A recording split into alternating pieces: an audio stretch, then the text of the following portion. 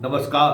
Politics में आप सबों का स्वागत है। और आज हम पॉलिटिक्स में दो विषय पर चर्चा करने जा रहे हैं। पहला विषय है कि प्रशांत किशोर ने एक बात कही है कि बिहार के सबसे भ्रष्टतम नेता की सूची तैयार की जाए तो उसमें सबसे ऊपर अशोक चौधरी, मंगल पांडे ये लोग आएंगे। सर्वे करा कर देख लीजिए, क्या वाकई में ये स्थिति है?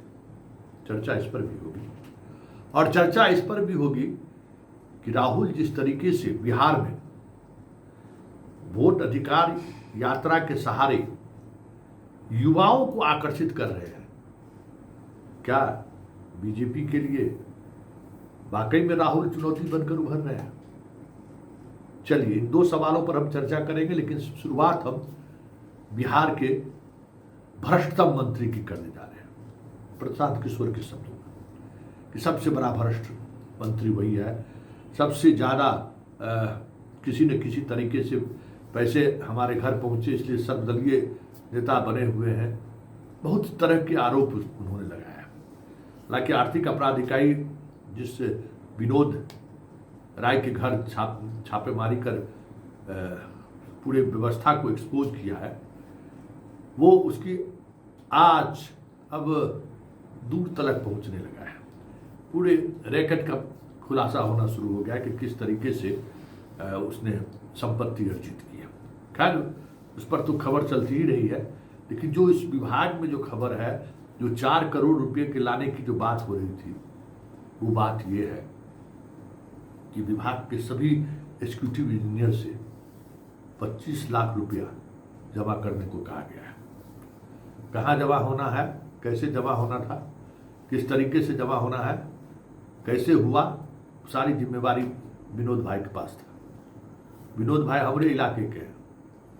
आज बहुत लोग उनका फोनो किए कि भाई अरे अपने ही इलाके के बड़ा समाज सेवी आदमी है, बहुत तरह के समारोह में लोगों को मदद करते रहते हैं। तो हम भी कल एक आज के बाद नहीं चलेंगे खबर, इसमें क्या है, समाज सेवी है, लेकिन इतना बड़ा आदमी है, कभी सत्यनारायण भगवान का पूजा उजा किए गांव में, तो कहाँ हमको बुलाए थे। वो ठेकेदार फोन किया, बड़ा ठेका 200-500 करोड़ का ठेका लिए हुए हैं कि संतोष भाई अरे अपने इलाका छथिन कथिल तू एकदम पीछे पड़ गए। हमें ठेका पट्टा दलहो रखी, इससे पहले रहते हक जता रहा छो, आज से पहले कहीं फोनो कल हो रहा है। अरे तू हमरा नहीं चचा, हम तोहर चचा के मित्र छियो। हम कहला अच्छा, तो चचा के मित्र छो तो चचा से न बतिएबो कि हमरा से बतिएबो? अब बताइए, इस तरीके से खेल हो रहा है। तो ये खेल अभी चलेगा, लेकिन इस खेल के बीच का खेल आप समझ लीजिए कि सिंडिकेट में जो 4 जिस इंजीनियर की हम चर्चा कर रहे थे सुबह, उस 4 पर भी इकोनॉमिक ऑफेंस का शिकंजा कसना शुरू हो गया है। और एक ठेकेदार की चर्चा हो रही है जबरदस्त कि जनाब का सब पैसा वहीं कलेक्शन होकर पहुंचता था।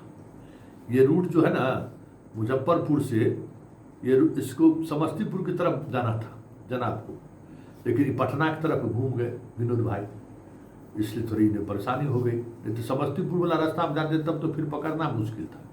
वहाँ तो 2-4 करोड़ रुपया का सवाल कहाँ है, वहाँ तो 200-500 करोड़ रुपया का सवाल है। खूब चर्चा जोर से है। तो प्रशांत किशोर अगर कह रहा है कि भाई सबसे भ्रष्टतम मंत्री है, तो इसकी जांच तो हो ही नहीं जानी चाहिए। आप लोग भी हमारे सर्वे में शामिल होइए। क्या वाकई में बिहार में सबसे भ्रष्ट मंत्री अशोक चौधरी है? क्या तर्क है प्रशांत किशोर का, जरा आप सुन लीजिए। अशोक चौधरी के बारे में हमने पहले ही कह दिया कि ये बिहार का पहला सर्वदलीय नेता है। ये बिहार में हम लोग सुनते हैं कि नेता दल बदलता है, लेकिन अशोक चौधरी ने ये तय किया है कि एक ही बार में, एक ही समय में खुद एक दल में, बेटी दूसरे दल में, दामाद तीसरे दल में, तो ये सर्वदलीय नेता है। जनता किसी को वोट दे, इन्हीं के घर मलाई मारा जाना है। तो अशोक चौधरी सर्वदलीय नेता हैं जो 57-58 साल में फर्जीवाड़ा से प्रोफेसर बने हैं। अब बताइए कि जिस बिहार में लोगों को किरानी क्लर्क का नौकरी नहीं मिल रहा है, कि भाई साहब विधायक हैं, किस दिन इन्होंने परीक्षा पास किया, कब पीएचडी कर लिए, कब जेआरई कर लिए और प्रोफेसर बन गए। अब ऐसे भ्रष्ट लोगों से बात करने का क्या मतलब है? जनता इनको पहचान चुकी है। जीवन में चुनाव तो लड़ेंगे नहीं, चुनाव लड़ते तो जनता जमानत भी जब्त कराएगी, लेकिन मंत्री बनकर आजकल सरकारी खर्चे पर बिहार सरकार, बिहार के गरीब जनता के पैसे पर हेलीकॉप्टर से चल रहे हैं। हेलीकॉप्टर से चलने का शौक चढ़ा है, जनता उतार कर ले आएगी रोड पर, तब पता चलेगा 3 महीने के बाद।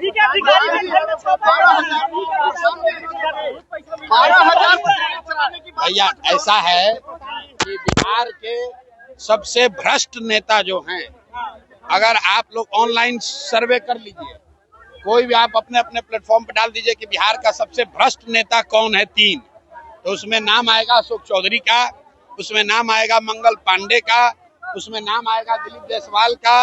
ये भ्रष्टतम नेता हैं सब। अगर किसी अधिकारी के यहाँ पैसा मिला तो सीधा कह देगा कि भाई हमारा नहीं है, तो वो तो मानेगा नहीं। लेकिन बिहार की जनता जानती है कि ये आदमी, ये तीनों चारों नेता इतने भ्रष्ट हैं।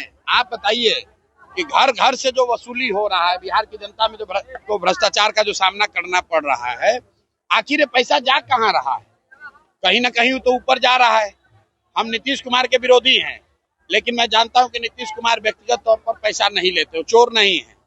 लेकिन नीतीश कुमार के इर्द गिर्द जितने ये सब नेता हैं, चूंकि नीतीश कुमार की शारीरिक मानसिक हालत अभी ठीक नहीं है, तो पूरा बिहार से लूट के ही तीनों चारों पैसा जमा कर रहा है। सुन लिए, तो आपकी राय हमको चाहिए, आप हमको राय दीजिए कि वाकई में हम अपने प्लेटफॉर्म पर ये जानना चाहते हैं कि वाकई में अशोक चौधरी सबसे भ्रष्टतम मंत्री में से एक है। क्या आपकी राय है? वैसे एक बात और हम चलते चलते इस पॉलिटिक्स में बता दें कि अशोक चौधरी जिस तरीके से घिर रहे हैं और जो तरीका है, लल्लन बाबू और नीतीश कुमार की सुबह में मुलाकात जाया नहीं जाएगा, ये तय समझिए। चलिए, पॉलिटिक्स की पहली कड़ी में इतना ही। अब हम दूसरी कड़ी की बात कर रहे हैं, और वो कड़ी है राहुल का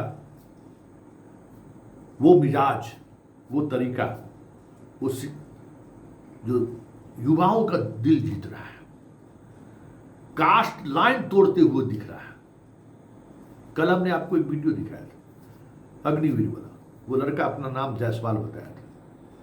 आप समझ सकते हैं कि जायसवाल का बच्चा अगर राहुल के मंच पर बैठ के चढ़ के अगर भाषण दे रहा है, मतलब बिहार में जो कास्ट की जो जड़ता राजनीति है ना, वो टूट रही है। आज जिस तरीके से कटिहार से पूर्णिया के बीच अलग अलग गांव से जो युवा और युवती पहली बार बाहर निकलते हुए दिखी है, संकेत कुछ और बता रहा है। ये खास वीडियो हमें मिला है, सोशल मीडिया पर काफी ट्रेंड कर रहा है। जरा उस वीडियो को का जो रिदम है ना, नारा लगाने का जो रिदम है, वो रिदम जता रहा है कि कुछ न कुछ चीजें चल रही हैं। राहुल का कुछ संवाद लोगों को भा रहा है। अब उसका कितना असर पड़ेगा चुनाव में कहना मुश्किल है, लेकिन इतना तो तय है कि राहुल इस पूरे मुहिम को इंडिया गठबंधन से भी बाहर, मतलब दायरा बढ़ा रहे हैं। सब इंडिया गठबंधन के लोग तो साथ आ ही गए हैं, कौन नहीं है। आज डी शिव कुमार कटिहार पहुंचे हुए थे, प्रियंका आ रही है, अखिलेश आ रहे हैं, सीतारमैया आ रहे हैं, स्टालिन आ रहे हैं, उसके बाद रेड्डी आ रहे हैं, हिमाचल के मुख्यमंत्री आ रहे हैं, मतलब अखिलेश आ रहे हैं। मतलब पूरे इस आंदोलन को, मतलब नेशनल राष्ट्रीय फलक पर कैसे इसको एक अलग दिशा दिया जाए, राहुल इस मिजाज में दिखने लगे। इसकी वजह है पब्लिक रिस्पॉन्स। जिस तरीके से पब्लिक का रिस्पॉन्स मिल रहा है, राहुल का उत्साह उतना ही तेजी से बढ़ रहा है। और बिहार जैसे राज्यों में जहां कांग्रेस का कोई संगठन नहीं है, जहां कोई नेता नहीं है, वहां राहुल तेजस्वी के रहते हुए भी, तेजस्वी के पास तो अपना वोट बैंक है ना, तेजस्वी के रहते हुए भी तमाम नेताओं के बीच आज राहुल ड्राइविंग सीट पर बैठा हुआ दिख रहा है। नेतृत्व करता हुआ दिख रहा है। स्वाभाविक तौर पर तेजस्वी अपने पोजीशन को वो सेकंड लाइन के नेता के रूप में दिखने लगा है कि नहीं, राहुल के नेतृत्व में हमें आगे बढ़ना है। इतने बड़े वोट बैंक के स्वामी होने के बावजूद भी तेजस्वी अगर ये समझने लगा है कि नहीं, बिहार का मुख्यमंत्री बनना है तो राहुल को ड्राइविंग सीट पर बैठाना होगा, तो ये बहुत बड़ी बात है। क्योंकि पूरे यात्रा के दौरान जिस तरीके से आम युवा यात्रा में जुड़ रहे हैं, परेशानी तो बढ़ती हुई दिख रही है। और ये परेशानी अगर ये रिदम चलता चल गया तब तो 2025 के विधानसभा चुनाव में आपको लहर दिख जाए तो कोई बड़ी बात नहीं होगी। क्योंकि रोड पर जिस तरीके से लोग निकल रहे हैं, लहर का ही संकेत है।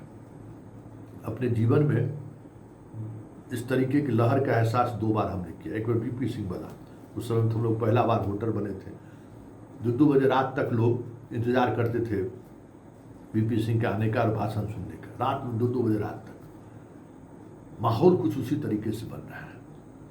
और दूसरा, उसके बाद मोदी जी का 2014 का इलेक्शन, मतलब गजब का पागलपन और दीवानगी दिख रहा था। बिहार जैसे राज्य में लालू और नीतीश के मजबूत जातीय गठबंधन को भी लोगों ने ध्वस्त कर दिया। कुछ संकेत उसी तरीके का दिख रहा है। क्या होगा कहना मुश्किल है। प्रारंभिक तौर पर हम इन चीजों को देख रहे हैं कि वो स्थिति बनती है कि नहीं बनती है, कहना मुश्किल है। लेकिन बिहार कुछ उसी दिशा की तरफ बढ़ने लगा है। जरा सुनिए, एक यंग लड़की किस तरीके से नारा लगा रही है, और ये नारा संकेत है कि बिहार बदल रहा है। गद्दी छोड़, गद्दी छोड़, गद्दी छोड़, गली गली में शोर है, गली गली में शोर है। नरेंद्र मोदी चोर है, दुनिया में भी शोर है। मोदी वोट चोर है, दुनिया में भी शोर है। गद्दी छोड़, वोट चोर, गद्दी चोर, गद्दी छोड़, गद्दी छोड़, गली गली में शोर है, गली गली में शोर है। नरेंद्र मोदी चोर है, दुनिया में भी शोर है। मोदी वोट चोर है, दुनिया में भी शोर